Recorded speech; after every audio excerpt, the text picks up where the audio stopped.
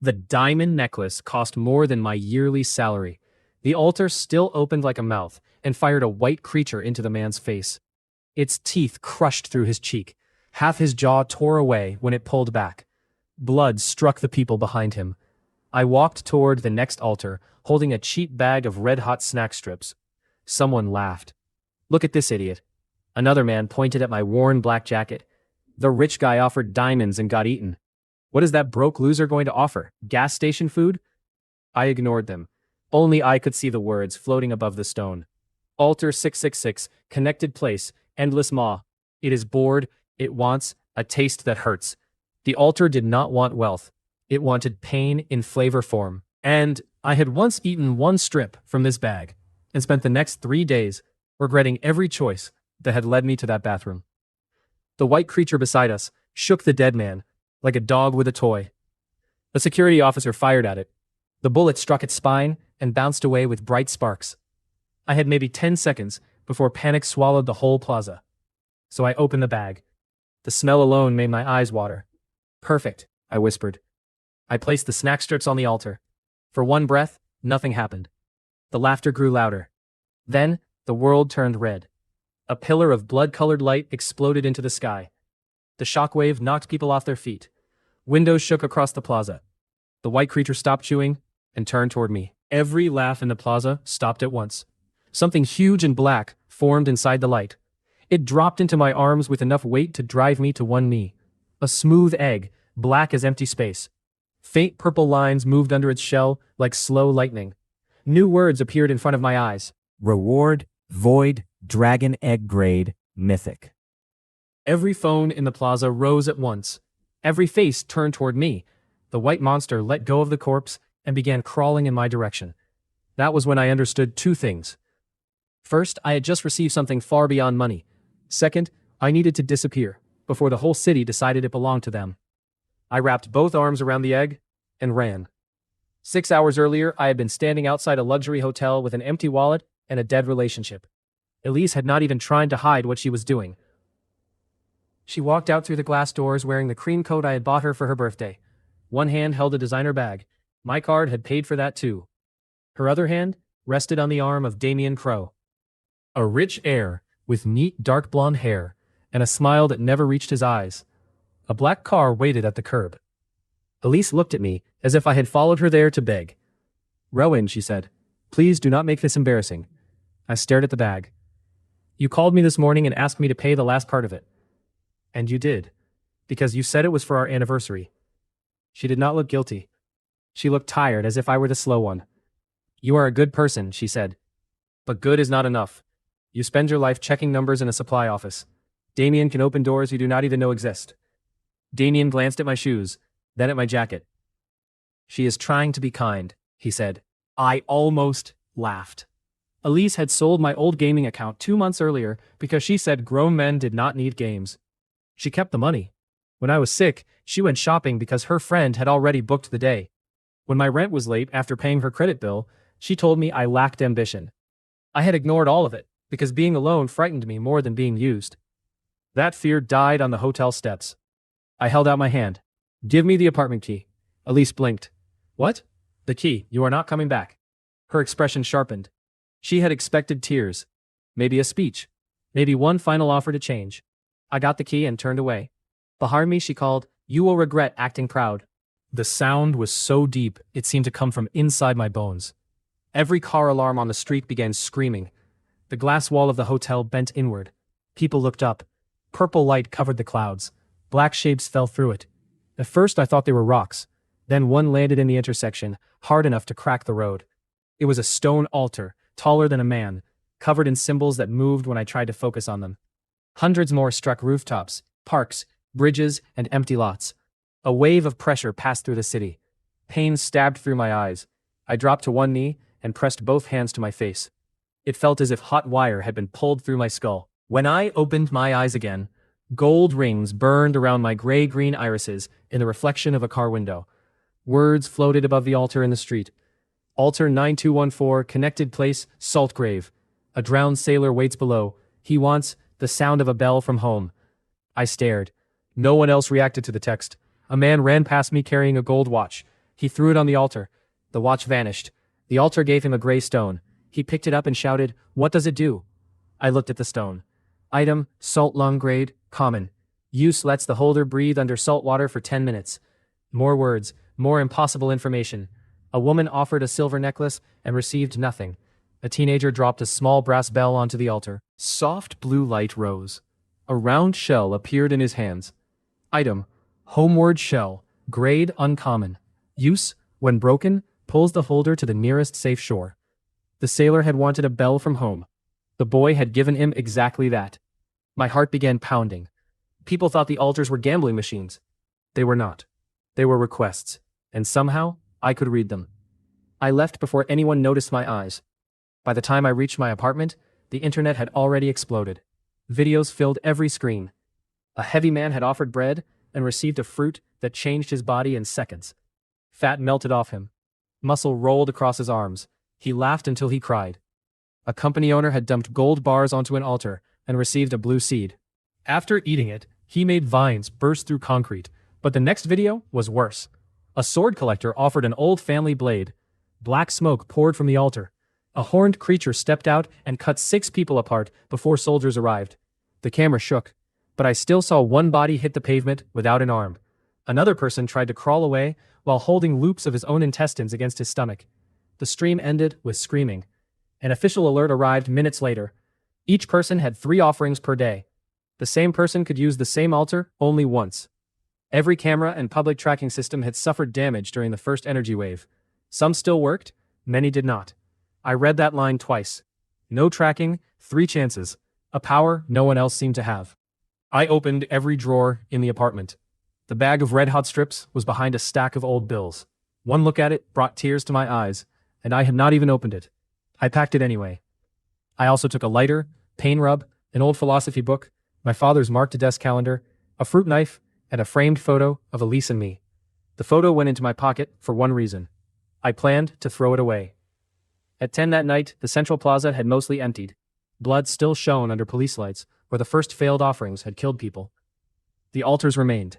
That was where I made the spicy offering and turned the whole district red. Now I was running through side streets, with a mythic egg in my arms. The white creature from the plaza followed for half a block before security fire drew it away. I did not stop to thank anyone. People shouted behind me. "Who was he? Get the plate. He is on foot." I cut through an alley, climbed a fence, and nearly dropped the egg when it gave a heavy shake. "Do not start," I hissed. "You have existed for 30 seconds. It shook again. I had already gained a dependent with expensive taste. I reached my apartment through the rear stairs. The building cameras were dead, just as the alert had said. Inside, I locked 3 bolts and placed the egg on my bed. The mattress sank under it. I focused. Void dragon egg, grade mythic bound, owner Rowan Veil, hatching need, blood and calamity essence. 0% result. A void dragon whose full power can rival gods. My mouth went dry. A dragon. Not a pet lizard, not a small summon, a being that could rival gods. The cheap snack bag had given me the highest reward anyone had reported. Because the price had never mattered. The answer mattered. I looked at myself in the bathroom mirror. Gold rings appeared around my eyes. Truth I grade. Unique reads. Alter desire. Item truth. Hidden. Use current limit. Higher beings may cause pain or failure. I gripped the sink. Everyone had misunderstood the first rule of the new world. I had the answer sheet. The clock read 10:30. 2 offerings remained before midnight. I moved the egg into the closet, covered it with blankets, then stopped. A mythic egg under winter coats was not a plan. It was a joke waiting for a burglar. I needed storage, protection, strength, and I had 90 minutes. The Western Industrial Zone was almost empty. Old plants and repair shops stood behind rusted fences. Several altars had landed between them. The first altar wanted bottle caps. The second wanted clean water. The third wanted a song from a mother who had never held her child. I kept walking. A low altar waited in an alley filled with burned trash. Altar 444 connected place. Theater of sorrows. A woman repeats the same betrayal forever. She wants proof of real hatred from a broken love. My hand went to the photo in my pocket. Elise smiled beside me in the picture. I remembered taking 3 extra shifts to pay for that weekend trip. She had complained about the hotel room. I set the frame on the ground and removed the photo. At first, I felt no hatred, only embarrassment. Then I remembered lying sick with a fever while she took my card and went shopping. I remembered her selling my account. I I remembered her voice on the hotel steps. Good is not enough. I dragged the fruit knife across her face in the picture. The paper split. Then I lit the corner. The flame crawled over our smiling mouths. You wanted proof, I said to the altar. Here. She taught me what love without respect is worth. I placed the burning photo on the stone. Purple light rose. 5 torn theater tickets appeared. Item. 4th act ticket grade, epic. 1 use each effect. Target relives its worst memory for 3 seconds. Body cannot move. 3 seconds. In a fight, 3 seconds was not short. 3 seconds was enough to open a throat. I placed the tickets in my inner pocket and checked the time. 11:12. 1 offering left. A huge altar stood inside an abandoned electronics plant. It looked plain, just a metal cube on a low platform. The number above it was 10. At first that seemed unimpressive. Then my old work brain noticed the shape of the symbols. Binary. Truth eye burned softly. Altar 10 connected place. Logic core. A machine has solved every useful question. It cannot understand why humans think about useless things. It wants wisdom with no survival value. The philosophy book in my bag had survived 3 apartment moves because throwing it away felt wrong. I had never finished it. Half the pages seemed designed to make simple sadness sound expensive. For once, that made it perfect. I placed the book on the altar. This will answer nothing you need, I said. You will love it. The book vanished. The factory lights burst. A sharp scream of metal tore through the room. Sparks rained from broken wires. The smell of burned plastic filled the air. For 1 second, I thought I had killed the machine. Then golden light blew through the roof. A fist-sized silver cube formed above the altar. My truth eye opened wider. Void vault grade. Legendary. Binds to owner. Space. 1,000 cubic meters. Stores altar items and normal objects. Living creatures. Exactly what I needed. I stepped forward. A cold draft touched the back of my neck. Someone was behind me. I turned too late. A man in a dark hood lunged from behind a broken machine. His knife flashed toward my ribs. I slapped 1 4th act ticket against his chest. The paper vanished. The man's body locked. His eyes stayed open. But whatever he saw was not the factory. No, he whispered. His knife fell. He clawed at the sides of his head. I did not leave you there. I did not. Truth Eye had told me exactly what the ticket did. 3 seconds. Without that answer, his knife would already have been inside me. My hand moved before my courage did. I pulled the fruit knife and drove it upward under his jaw. The blade hit hard resistance. I pushed with both hands. The point slid sideways, tearing through the soft part of his throat. Hot blood poured over my fingers. His body came alive again just as I ripped the blade free. He grabbed my jacket. A wet breath bubbled from the hole. I stepped back. He fell to his knees. Blood spread under him in a dark pool. His fingers scratched the concrete once, twice, then stopped. The factory became silent. I stood there holding the knife. My whole arm shook. I had imagined defending myself before. Everyone had.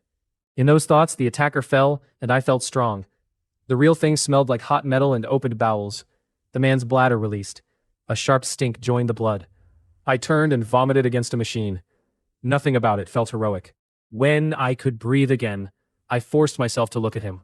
2 weak lights floated above his body. My eyes gave me the truth. Light step leggings grade. Common. Slightly improves jumping and movement. Status. Unbound. Stamina charm grade. Common. Slightly improves endurance. Status. Unbound. He had altar items. Maybe he had earned them. Maybe he had killed for them. The way he attacked without warning told me enough. I picked up both lights. The leggings formed as thin black cloth in my hands. The charm looked like a dull red coin. Then I touched the silver cube. Cold space opened inside my mind. It was like standing at the edge of a dark warehouse with no walls. I thought of the tickets. They vanished from my pocket and appeared inside the void vault. I stored the leggings, charm, philosophy book bag, and bloody knife. The blood on my hands remained. I stared at it. A new rule had arrived with the altars. Strong light called creditors. Dead owners dropped rewards. People were already learning this rule. The silence online did not mean no one knew. It meant the people who knew wanted everyone else blind. I looked at the corpse again. You picked the wrong target, I said, but my voice had no pride in it. I bound the void vault. Then thunder shook the factory. The clock on my phone changed to midnight. Gray rain began falling through the broken roof. The rain did not fall like normal rain. Every drop was heavy and pale, almost silver in the factory light. The moment it touched the dead man, his body began to fade. Not rot, not melt, fade. His boots became clear first, then his legs. The blood on the floor broke into gray mist. Within seconds, the whole corpse was gone. I backed under a section of roof that had not collapsed. My phone filled with new posts. Altars disappearing.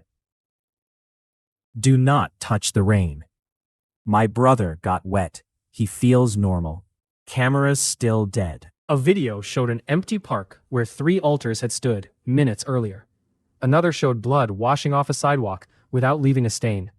No one knew if the rain was poison. I watched one drop strike the back of my hand. Cold. Nothing else. Truth Eye gave no warning. Gray rain body harm. None. Other effects. Hidden. The last word bothered me. I opened the void vault, pulled out the fruit knife, washed it in the rain, and stored it again. Then I walked home beneath an old umbrella from my bag. The city felt wrong. No traffic lights worked. Most public cameras hung dark. Gray water erased blood from the streets while frightened people watched from windows. It was the perfect night for murder. And the perfect night for murder to vanish. I understood why the government had not announced the drop rule. If they told everyone that killing another reward owner released their items, the city would become a hunting ground before sunrise. It probably would anyway. 20 minutes after I left, Commander Grant Hale reached the abandoned factory with the western branch of the Altar Control Bureau. I did not see it happen, but I learned the details later. Grant was broad, gray at the temples, and already looked as if the New World had stolen a week of sleep from him.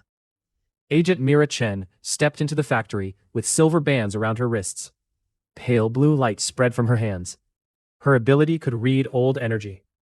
The moment she touched the place where the golden altar had stood, she gasped and stumbled. Grant caught her arm. "What did you see?" Mira stared at the empty floor.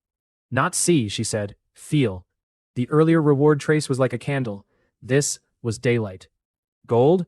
Higher than anything in our records. And there was a death here. The rain washed away the last trace, before she could read more. Grant looked through the broken roof toward the western district. "Lock every report from this area," he ordered. "Someone found a way to pull rewards no one else can reach." By then, I was already back in my apartment. I moved the dragon egg into the void vault. The dark space accepted it because the egg was not yet considered a living creature. That solved my first problem. Then I stared at my hands for a long time. I could still feel the knife striking bone. I washed until my skin turned red. Sleep came near dawn and lasted less than 2 hours. At 5 in the morning, every forum refreshed with the same discovery. The gray rain stopped at exactly 5. New altars appeared at the same moment. I took the egg from the vault and placed 1 drop of blood on its shell. Purple veins brightened. Hatching mead blood and calamity essence. Current progress 0.01%. 1 drop moved the number by almost nothing. I looked at my finger, then at the huge egg. "You are not drinking me dry," I said. The egg gave 1 small shake. We had reached our first disagreement. I needed a legal source of blood. A large one. Preferably one that paid for itself. At breakfast, 2 men at the next table argued over food prices. "Everyone is selling machines and factories to buy offerings," one said. "Idiots. People still need to eat." His friend laughed. "So what are you doing?" "Buying a food plant if I can. When the gamblers run out of money, I will own their dinner." I stopped chewing. Food plant, meat, blood. I opened my phone and searched every business listing around Ironhaven. Old Slaughterhouse. Western Edge. Urgent sale. The owner answered on the second ring. His name was Harris. He sounded desperate before I even mentioned money. At 2 that afternoon, I stood outside a low concrete building, surrounded by chain fence and weed-choked ground. The sign had lost 3 letters. Rust covered the loading doors. Harris kept talking as he walked me through. "Cold room still works, mostly. Processing line had repairs last month. The floor drains are good. The office upstairs needs paint." The place smelled of old blood, bleach, and wet steel. To most people, it was ugly. To me, it was private, useful, and far from the city center. Truth Eye found something else. A faint red line pulsed under the floor. I said nothing. Harris named a price. I looked at the broken loading rail. Then the roof leak above the cutting floor. I shook my head. He dropped the price. I stayed silent. He dropped it again. By sunset, I owned the property for less than half his first demand. It used nearly all my savings, but Harris also gave me the number of a farm supplier named Mason Rusk. When the papers were signed, and Harris left, I locked the gate. Then I followed the red line. It led to a hidden hatch behind the cold room. The steps below were covered in dust. At the bottom, a basement opened beneath the main floor. Something beat in the darkness.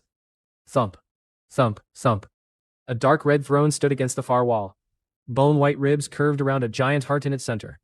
Black roots spread from the base and sank into the concrete. The whole thing looked wet. Truth Eye burned. Blood King's Seat. Special altar. Permanent unlimited offerings. Function 1. Altar items become King's Blood. Function 2. Drinking King's Blood permanently improves the body. I read it again. Then a third time. Unlimited offerings. Permanent improvement. Private location. The Slaughterhouse was not a failed business. It was the most valuable building in Ironhaven. I took the dull red stamina charm from the Void Vault. Let us test your appetite. I placed it on the seat. The giant heart tightened. Red veins wrapped around the charm and pulled it inside. The throne gave one deep beat. A small glass bottle appeared above the armrest. King's Blood Grade. Common. Permanently improves strength, speed, healing, and endurance. I opened the bottle. It smelled clean. Almost sweet. That worried me more than if it had smelled like a corpse. I drank. For 2 seconds, nothing happened. Then heat exploded in my stomach. Every muscle clenched at once. I fell to one knee. My teeth locked so hard my jaw hurt. The heat spread into my chest, arms, legs, and spine. It felt as if my blood had become liquid fire, and every cell wanted more. Steam rose from my skin. The pain lasted less than a minute. When it ended, I could hear the old generator ticking through the ceiling. I climbed back to the cutting floor. Half a beef side still hung in the cold room, left behind after the last failed sale. It weighed more than I did. Then, I punched. The hook snapped. The whole carcass flew across the room and struck the wall with a wet crash. Meat split around the ribs. A broken section of bone punched through the side. I stared at my fist. No pain, no swelling. One common item had made me strong enough to punch a hanging carcass off its hook. I began laughing. The sound echoed through the empty building. Everyone else was praying for useful rewards. I did not need useful rewards. Truth Eye could find them, and the Blood King's seat could turn every failure into permanent power. I called Mason Rusk. He answered with a rough voice and a great deal of suspicion. Harris gave me your number, I said. I bought the Slaughterhouse. Then I'm sorry for your loss. There was a pause. How many? I looked at the egg's progress in my mind. Start with 500. Mason coughed. You bought the building today. Correct. And you want 500 birds tomorrow? Also correct. Are you feeding an army? Something more expensive. He did not ask again. The next morning, I learned how expensive. 500 chickens filled the holding area with noise, feathers, and the smell of fear. Mason watched me inspect the line. He was a thick man with a gray beard and mud on his boots. You have workers coming? He asked. No. He looked at the cages, then at me. 500. I counted them. Alone. Drive safely, Mason. He stood there for another moment, decided my problems were not his problems. I moved the dragon egg into the cold room and opened the first cage. The work was brutal, but simple. Kill, drain, clean, store. The egg absorbed the blood through a black pull that bent the air around it. Hatching progress. 0.12%. By the 100th bird, I understood that this would not be fast. By the 500th, my arms were covered in blood to the elbows. Feathers stuck to my boots. The cutting table looked as if a storm had passed through meat. Hatching progress. 1.31%. I stared at the number. 500 chickens, I said. 1.3%. The egg rocked once. You eat like a collapsed kingdom. It rocked again, harder. I cleaned the floor. Mason returned near sunset with 2 empty cold trucks. He opened the storage room and stopped. 500 cleaned birds hung in neat rows. He looked at the full room. Then he looked at me, still standing alone beside the cutting table. Where are the workers? There are no workers. Mason stared at my blood-covered arms. Mason had no warning and no question left. He only shut the cold room door very slowly. The meat itself was not wasted. Mason had buyers. I could process the birds for a fee, let him handle sales and keep the blood. The slaughterhouse could pay for the egg. The egg could grow while I trained. The Blood King's seat could turn altar junk into strength. One ugly business now gave me money, a dragon, and permanent power. Truth Eye had found all of it. That afternoon, I went back into the city to use my 3 offerings. A screen pulled me toward the meat market before I found the first altar. A creature in torn monk robes crouched over a butcher. It had human arms, but its mouth opened too wide. Rows of black teeth worked through the man's shoulder. One bite tore away muscle and cloth together. The butcher was still alive. He kicked weakly while the creature chewed. People ran in every direction. Meat-hating monk grade. Common calamity cause. Wrong meat offering. Weak spot. Back of neck. A failed offering. Someone had given meat to a being that hated it. 4 black vehicles crashed through market stalls. Bureau agents jumped out. Commander Grant Hale moved first. Clear the street. 2 agents attacked from the sides. One moved fast enough to blur. The other lifted a metal rack and smashed it over the monk's head. The creature staggered. Grant's long blade filled with blue-white lightning. He stepped in and cut once. The monk's head came off clean. Black blood sprayed across the butcher stall. The body took 2 more steps before falling. Grant's team moved well, better than me. For now. Agent Mira Chen stood behind the line. Her silver wristbands glowed as she searched the market. Her head turned toward me. Our eyes met. A faint blue pulse moved across her face. I stopped using Truth Eye at once. Mira frowned. She had sensed my power, but she did not know what it was. I copied the fear on every other bystander's face and backed away. The Bureau had power users already. That was useful to know. It was also a reason to become stronger before they learned my name. Near sunset, I found an altar made from burned matchsticks beside an old bus stop. Its sadness pressed against my skin before I even used Truth Eye. Altar 2333, Connected Place, Snow Street. A girl sells matches in a world that no longer needs them. She wants a better way to make fire. I pulled a cheap lighter from my pocket. This is going to ruin your business, I said. I placed it on the altar. A small, black box appeared. Hope Matchbox Grade. Epic. Creates 5 hope matches every morning at 5. I frowned. An epic box. 5 matches. That sounded like a reward designed by someone who hated me. Hope Match Grade. Common burns in wind and water deals extra damage to calamities. Better. Then I remembered the Blood King's seat. Common item. 5 every day. 5 bottles of King's blood every day. I ran back to the slaughterhouse. The first hope match vanished into the throne. A bottle appeared. The second did the same, then the third. By the 5th bottle, my hands were shaking with excitement. I drank all 5. The heat was worse this time, but I was ready. I gripped the sides of the throne while power rolled through my body. My shoulders widened. Old pain in my lower back vanished. The skin across my knuckles thickened. When I returned to the cutting floor, I lifted a steel table that had taken 3 men to move during the sale inspection. Then, I set it down before I damaged my own property. I could lift a 3-man table with one hand. 5 free matches, 5 permanent upgrades, every morning.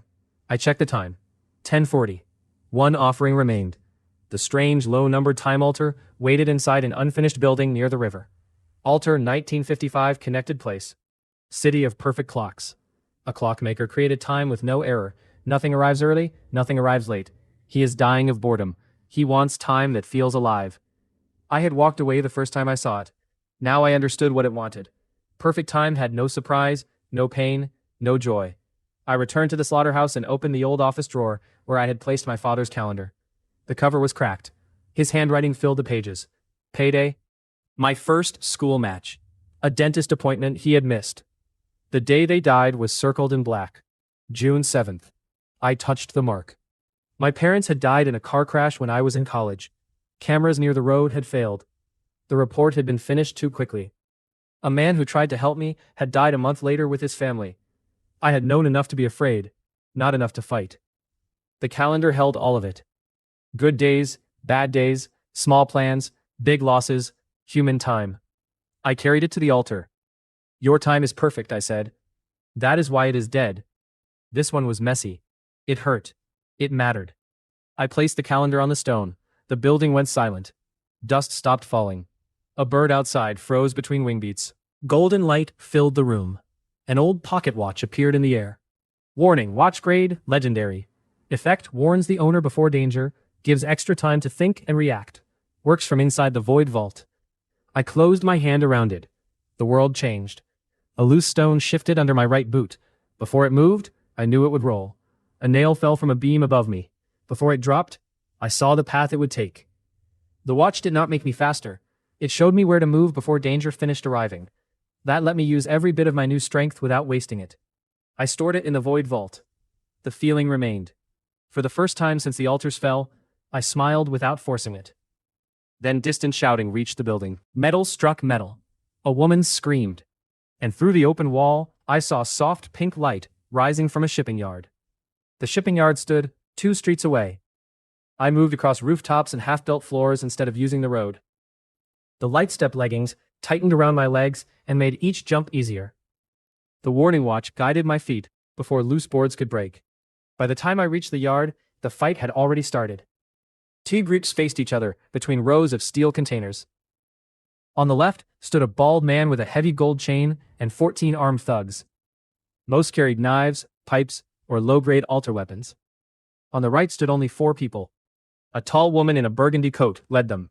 She had short black hair with 1 dark red streak. A thin knife rested in her right hand.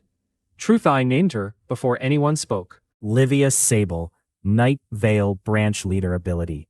Blood Mist Escape. Danger, high. The soft pink altar stood behind both groups.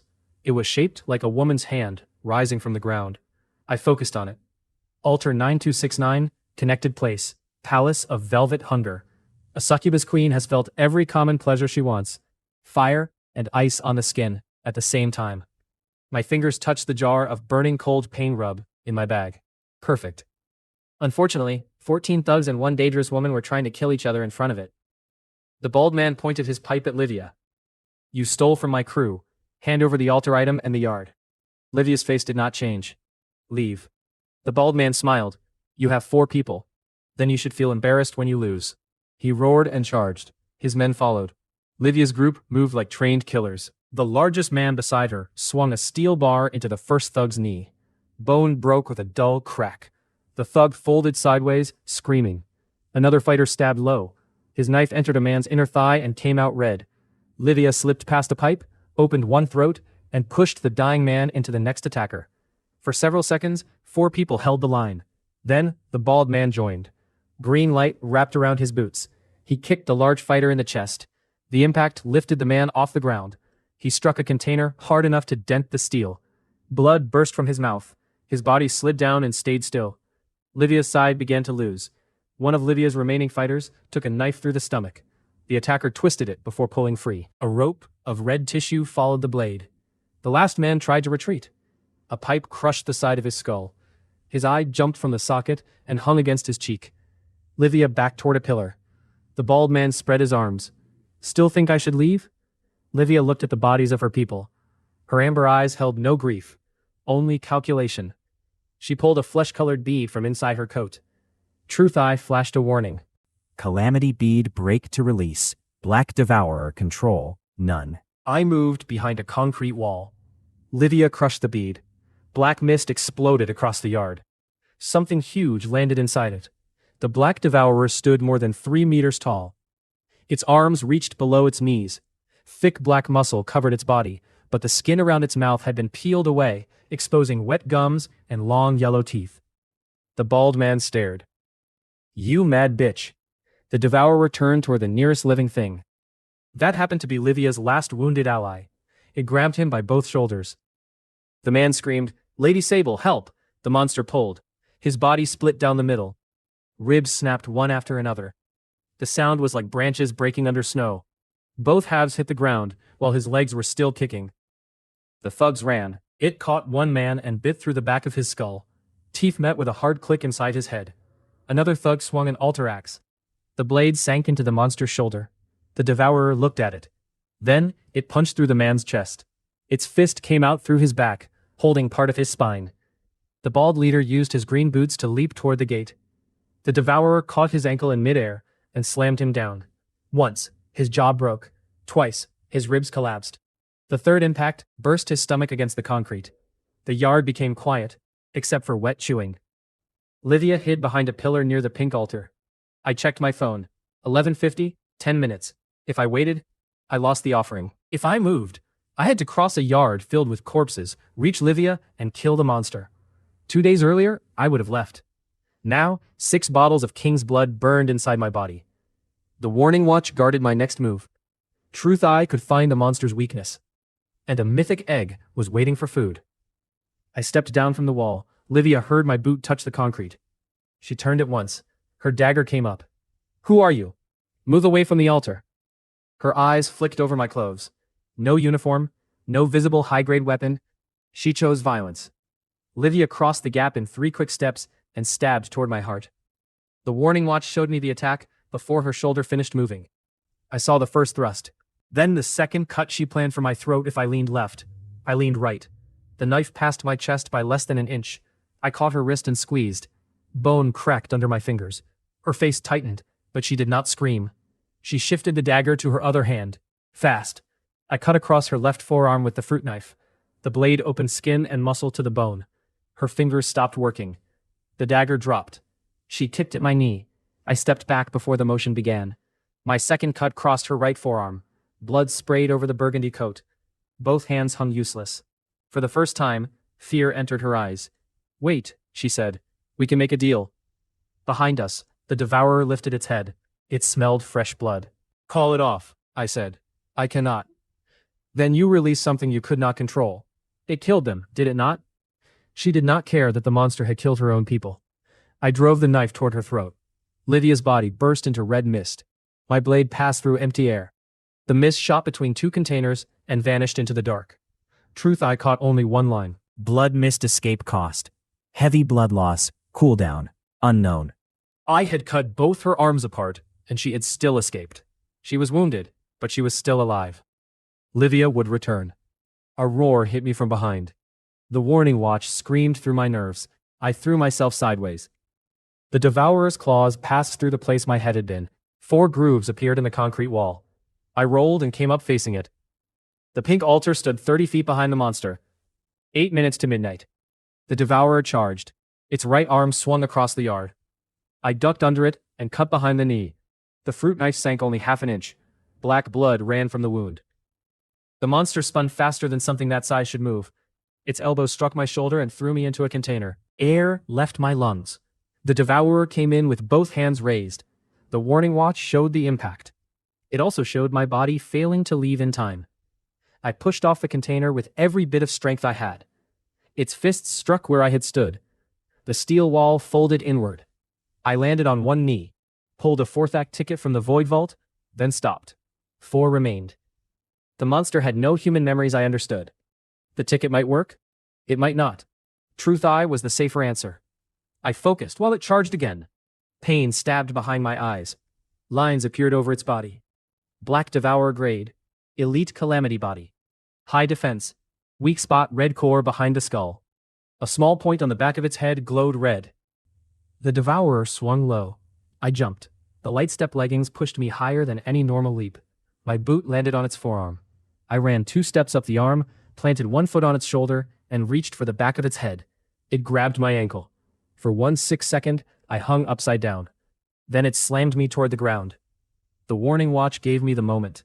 I twisted in the air, cut across its wrist, and landed on my side instead of my skull. Pain shot through my ribs. The monster lunged. I rolled under its chest and stabbed upward into the soft flesh beneath its jaw. Black blood poured over my face. It roared and lifted me with one hand around my neck. My feet left the ground.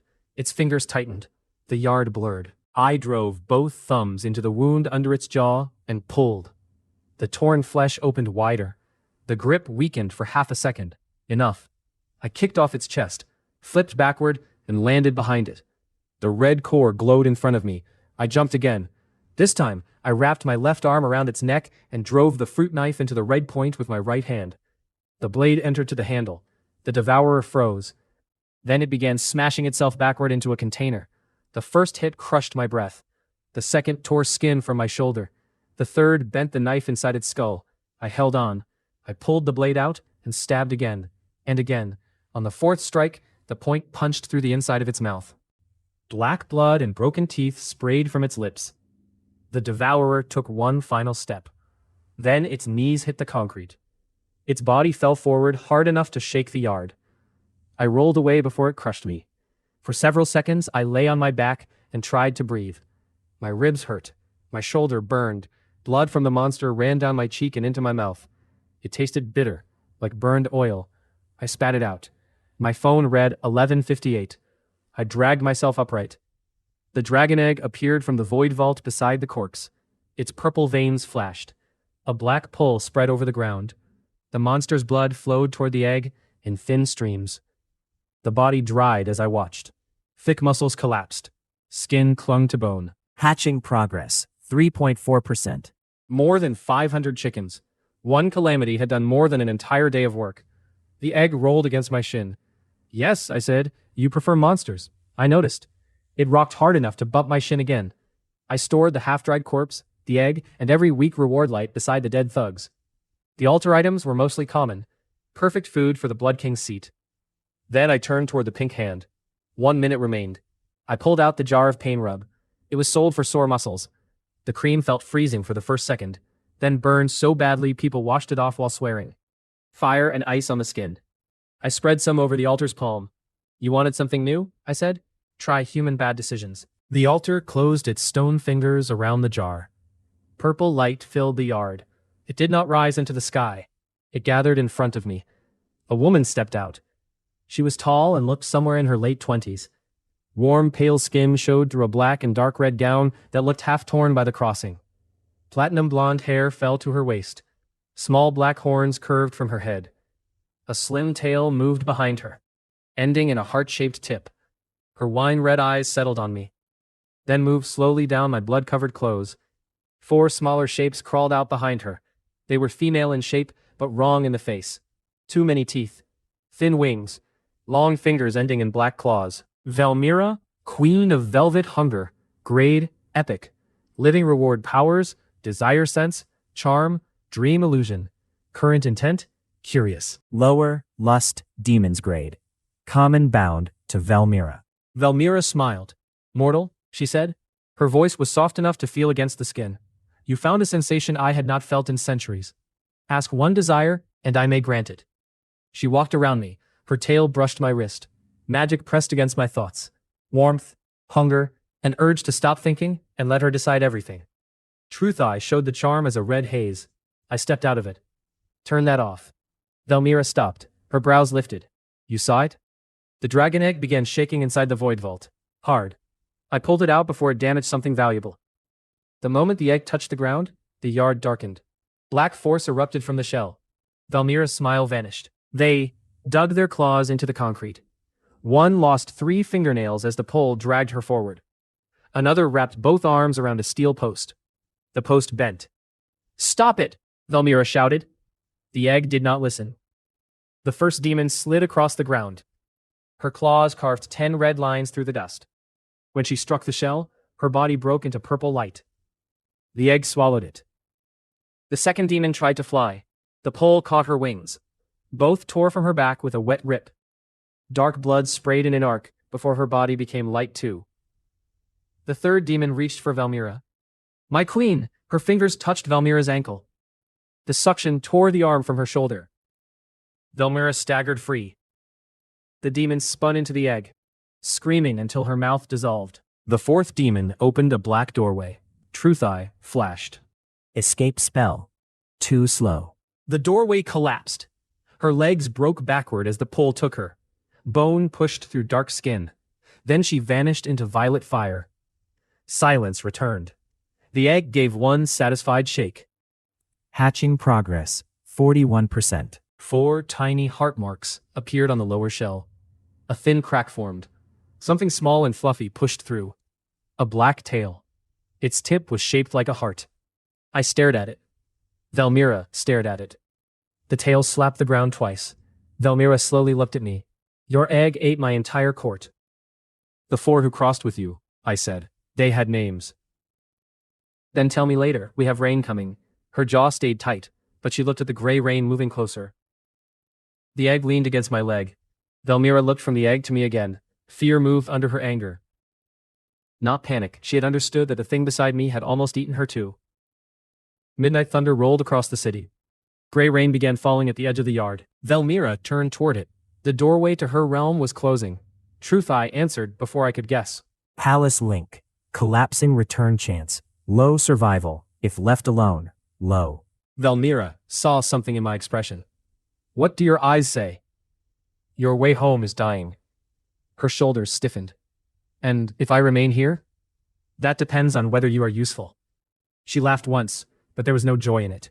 You speak to a queen as if you bought a worker. I offered pain rub. The altar handled the price. The egg's tail moved again. Velmira looked at the cracked shell, then at the gray rain moving closer. She stepped in front of me. Slowly, she lowered herself to one knee. The motion was graceful, deliberate. Her long pale hair slid over one shoulder. One hand rested on her raised thigh. The other touched the blood-wet concrete. Then test me, she said. Give me a place, blood, and protection from that greedy little nightmare. I will guard what is yours. I will read the fear of your enemies. I will enter their dreams. And when you desire something else, her wine-red eyes lifted to mine. You will not need to ask twice. The blood in my body reacted. I was still a 25-year-old man. King's blood had not made me blind, but charm was not trust. Desire was not control. I crouched so we were eye to eye. 4 rules. You do not charm me. You do not charm anyone I protect. You do not feed on civilians. You do not hide threats inside my base. Velmira tilted her head. And in return? A room. Blood. Safety. A path to grow. And the egg does not eat me? That is 5 rules. Her eyes narrowed. Fine. The egg does not eat you. She placed her hand in mine. Her skin was warm. Then I accept, master. She said it without fear or hesitation. That was more dangerous than the charm. The first gray drop struck her shoulder. Velmira gasped. The wine-red glow around her body vanished. Her tail fell still. The faint wings of shadow behind her broke apart. She tried to stand and nearly collapsed. I caught her around the waist. For the first time, she looked truly shocked. Gray, rain, external powers, off, permanent body, unchanged. Her magic was gone. My king's blood strength remained, because it was no longer an item effect. It was my flesh. The rain spread across the yard. Velmira shivered against me. Without her magic, she felt lighter. Human. Her bare foot came down on broken glass and cut open. She hissed. I lifted her into my arms. Her eyes widened, but she did not fight me. Master, if this is how you welcome every new worker, your business will grow very fast. You are bleeding on my jacket. She smiled against my neck. I stored the egg and held an umbrella over us with one hand. Then I carried the powerless succubus queen out of the slaughter yard, while gray rain erased every corpse behind us. The butcher base waited 3 miles away. Carrying Velmira 3 miles would have been impossible 2 days earlier. Now she felt almost weightless. The rain hammered the umbrella. Empty streets shone under dead lamps. Once a man in glowing armor ran across an intersection. Gray drops struck him. The light around his body went out at once. His next step failed. He crashed face first into the road and slid through a puddle. Velmira watched from my arms. A mighty warrior, she said. Not tonight. We kept moving. At the slaughterhouse gate, I set her down beneath the loading roof. She tried her injured foot and pulled it back with a quiet curse. Stay here. Master, I can walk. You can bleed on the floor after I'd own more cleaning supplies. I unlocked the main door. The butcher base would not impress anyone who expected a palace. Steel hooks hung from ceiling rails. Drain channels crossed the cutting floor. The cold room rattled whenever the motor started. The upstairs office had one narrow bed, one old couch, and a sink that coughed brown water for 5 seconds before clearing. Velmira looked around as I carried her inside. Her face became very still. This is your palace. It has walls, locks, cold storage, and a permanent altar. So yes, I placed her on the office couch and found the medical box Harris had left behind. The glass cut was not deep. I cleaned it, added a bandage, then looked at the rest of her. Gray rain had taken away the perfect magical shine. It had not made her less beautiful. If anything, it made her more real. Wet platinum hair clung to her shoulders. Her torn gown had slipped lower on one side.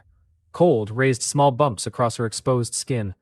She watched my hands with open interest while I wrapped her foot. Your heart is beating faster, she said. Your powers are off. My ears work. I tied the bandage tighter than necessary. She smiled. You enjoy pain too much for a man who offered it to someone else. I stood. The shower's down the hall. The water may be cold. Will you join me? No. Then it will certainly be cold. I handed her a towel and walked away before my concentration failed completely. On the cutting floor, I pulled the common loot from the void vault. A weak shield pin a chipped heatstone, 3 dull charms. The dead thugs had killed and fought for items most people would call trash. The Blood King's seat did not care.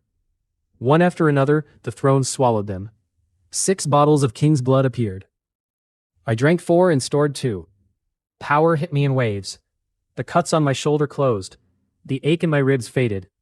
My back straightened as muscles tightened under the wet shirt. I gripped one of the old steel hooks hanging from the ceiling rail. With one hand, I bent it closed, then I opened it again. Gray rain could turn glowing armor into dead weight. It could silence Velmira's charm. It could shut off the like-step leggings if I wore them outside, but it could not take away this. My body had become the reward. I went upstairs to find dry clothes. Velmira had finished washing. She stood in the office wearing one of my black shirts. It reached the top of her thighs. Her wet hair fell down her back.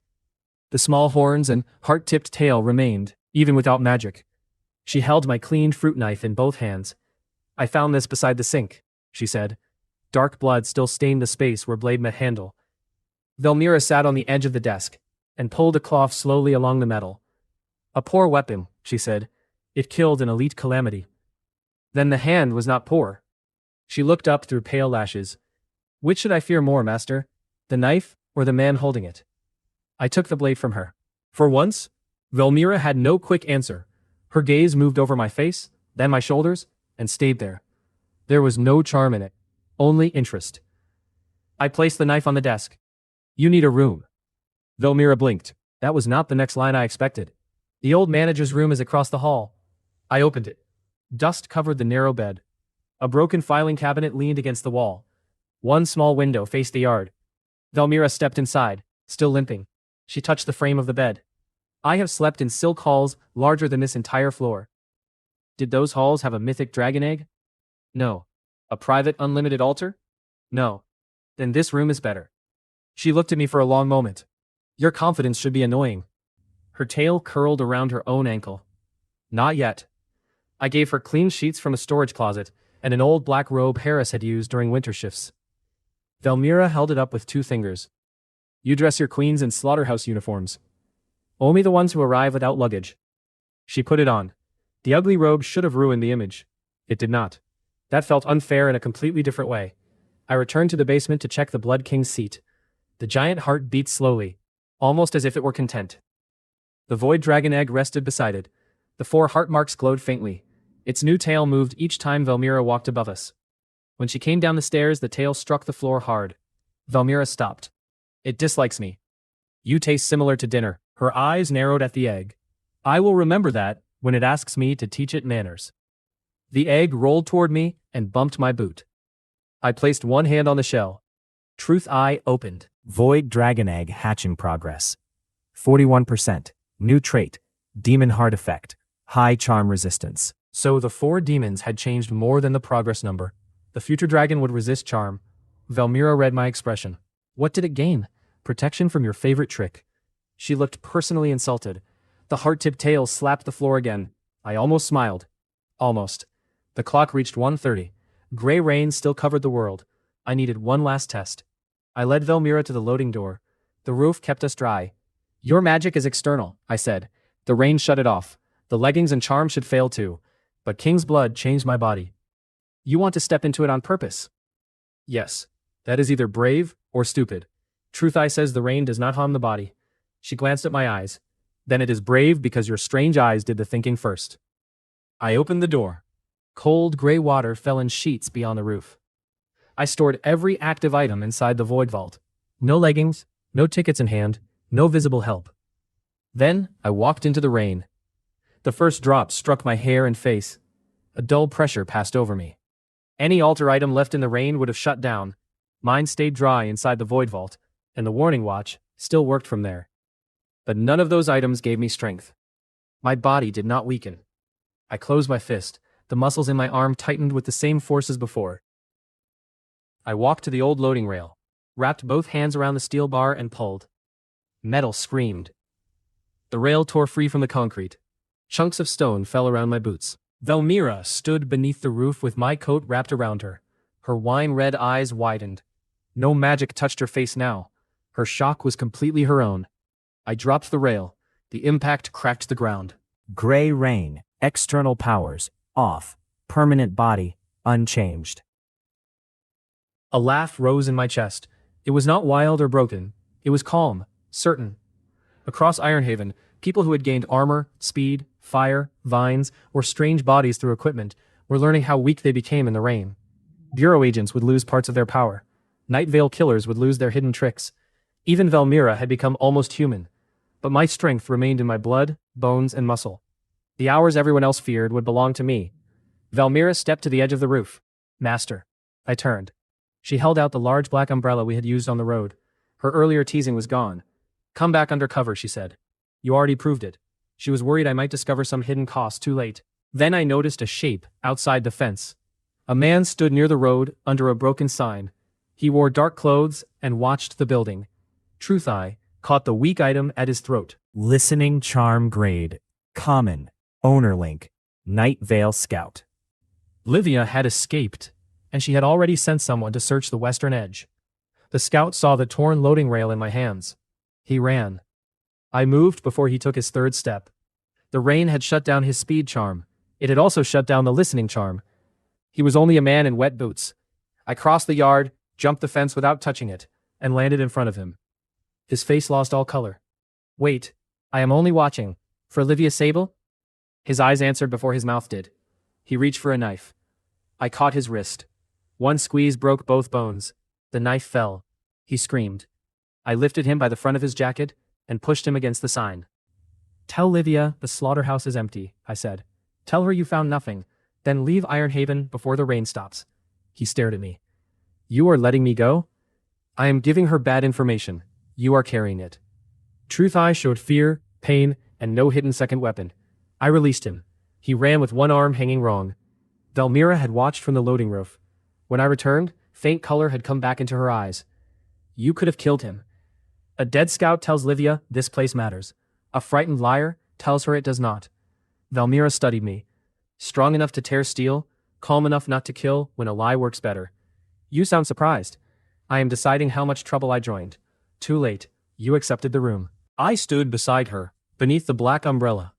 Behind us, the Blood King's seat beat under the floor. The Void Dragon Egg rested in the basement at 41%. 5 hope matches would appear at dawn. The Void Vault hid every reward. The Warning Watch guarded my life. Velmira guarded the base. 2 days earlier, I had been a broke office worker, watching my girlfriend leave in another man's car. Now, I owned a private altar that turned trash into permanent power. I had a mythic dragon waiting to hatch, a succubus queen wearing my shirt, and a criminal faction searching for someone they did not understand. The gray rain fell harder. I looked across the dark city and felt no fear. Everyone else had become normal for the night.